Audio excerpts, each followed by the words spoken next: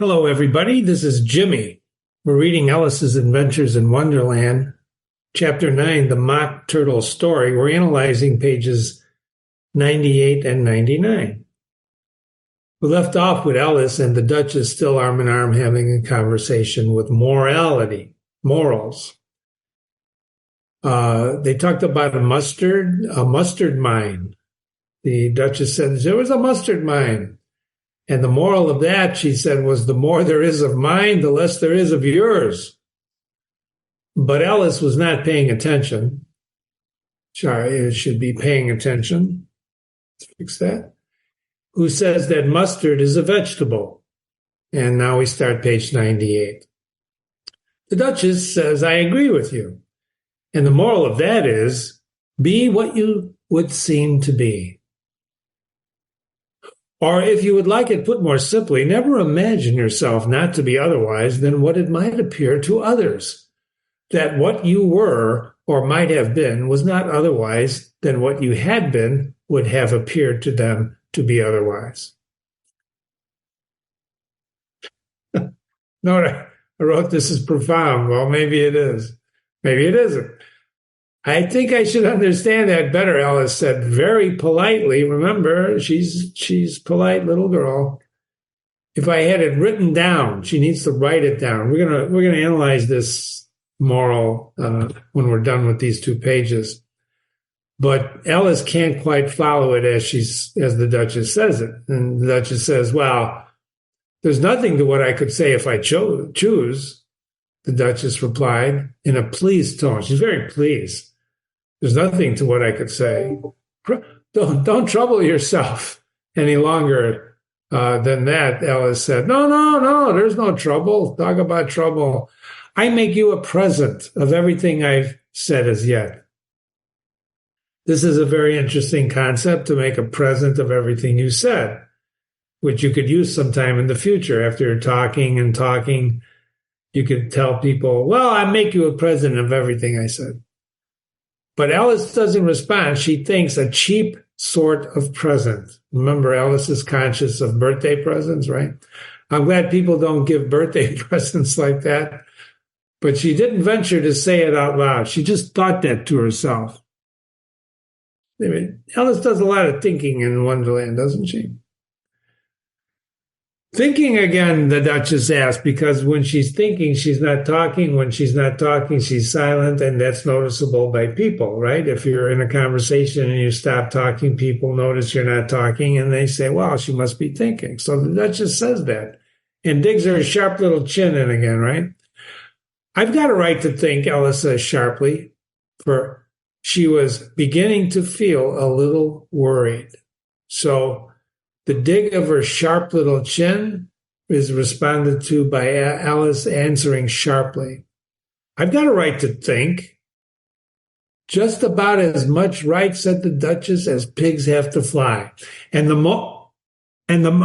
she stops. See the long dash?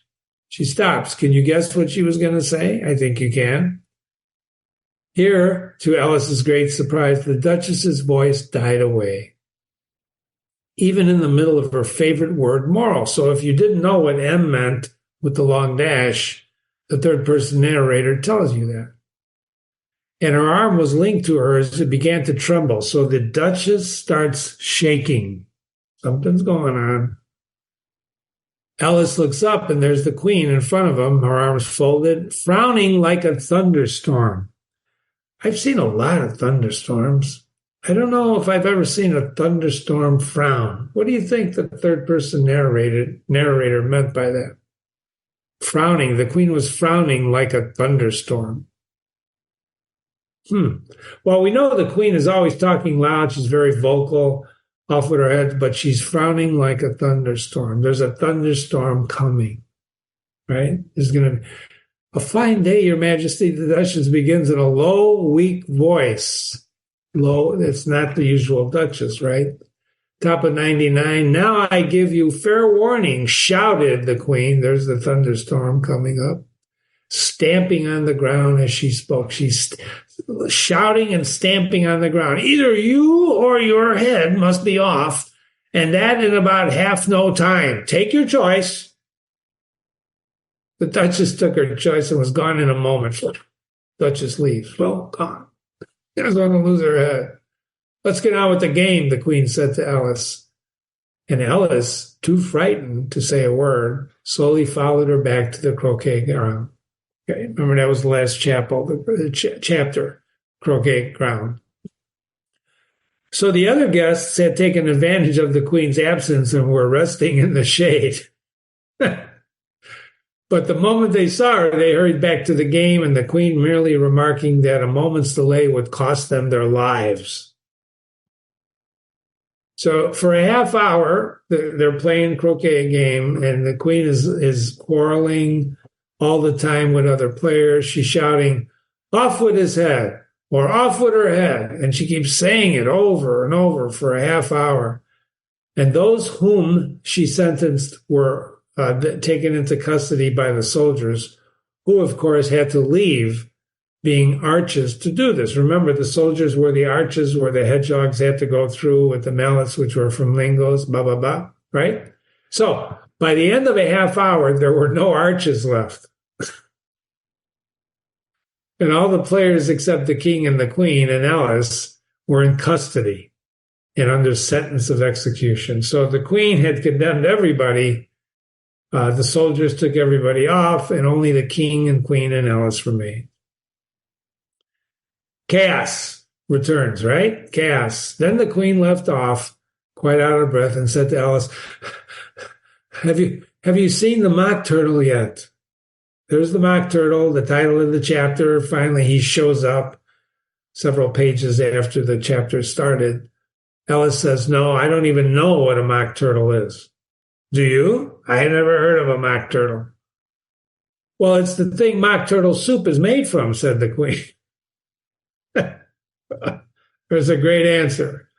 It's sometimes when you look up things in dictionaries and you look up a word, it'll, like, I don't know, no word comes to mind, but sometimes they use the definition of the word to define the word. Have you sensed that? Have you seen that? So what's a mock turtle? Well, it's the thing mock turtle soup is made of. That doesn't help us very much. And Alice says, "I never saw one or heard of one." Well, come on then. He'll tell you his history. And they go off together. But Alice heard the king say in a very low voice to the company, "You are all pardoned." Pardons everybody. That's pages 98 and 99. But I want to circle back, and this top sentence here where she puts the be what you would seem to be. Be what you would seem to be. Before I show this paragraph up close, I want you to think about the difference between seeming and being. This says, be what you seem to be. Do you seem to be good, or are you good? Do you seem to be this, or are you this? Are you courageous, or do you seem to be courageous? There's a big difference between seeming and being. And the moral of the story here, the Duchess says, is to be what you would seem to be. Just be, if you seem to be this, then be this. And then she puts it more simply. All right, let's see what she puts more simply. All right, we're going to go to the next page. Never imagine yourself not to be otherwise than what it might appear to others, or that you were or might have been was not otherwise than what you had been would have appeared to them to be otherwise. And Alice, of course, I don't know about you, but Alice is not alone. I don't understand that. In fact, you'd have to write that down in order to understand that. Don't forget, be what you seem to be. That's really the simplistic way of saying this. Be what you would seem to be. See that here? That's really what she says, the Duchess. This is a simpler way to do it when in fact it's more complex. So let's look at those words and just try to make out if they're equal, because she said this is the same thing.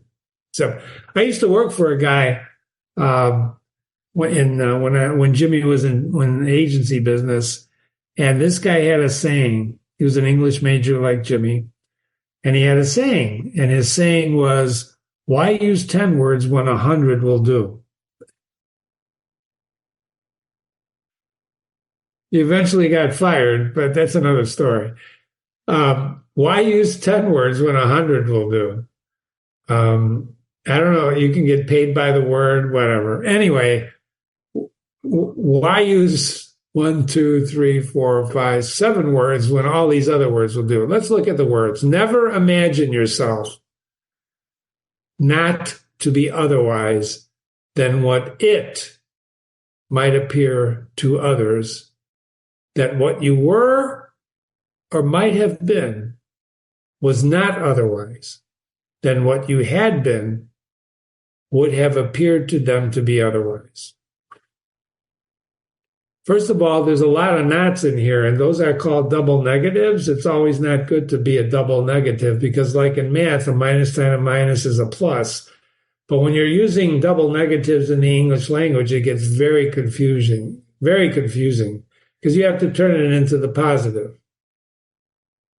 So this says never, never imagine yourself not to be otherwise.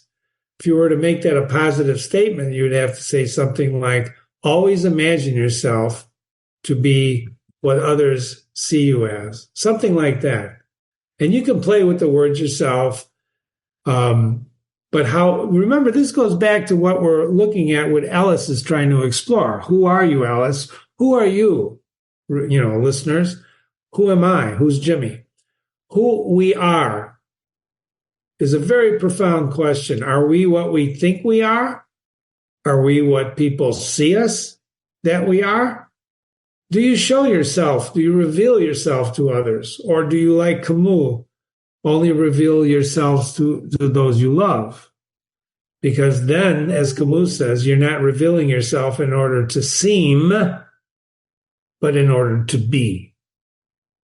To be. Hamlet, to be or not to be, that's the question. That's an existential question, suicide question.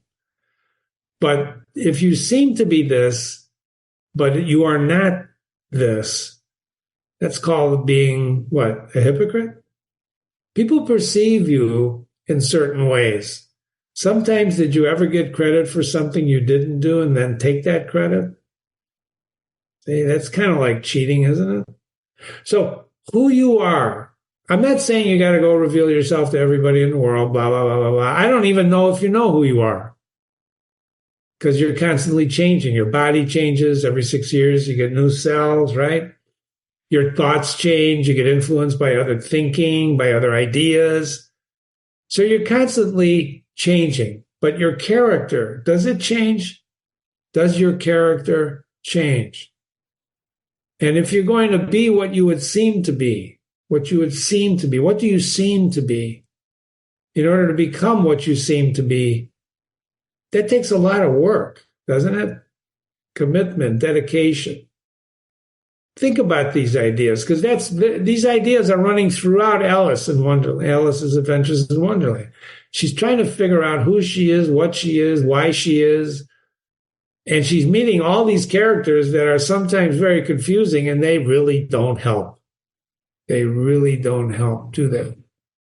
So if we go back to these 2 pages and we look at the moral, the more there is of mine, the less there is of yours. You see that? That's an interesting statement. The more there is of mine, the less there is of yours. Is that true? Is that true? Are any of the morals that the Duchess gives us true? This is Jimmy. You're reading with Jimmy Ellis's Adventures in Wonderland, the Mock Turtle Story, Chapter 9. We analyzed 98, 99. We're going to analyze the next couple of pages. Hope you return and see you soon. Take it easy. Remember, be what you want to be, right? Remember that saying? Be what you want to be? What was that? The Army? I got to think about that.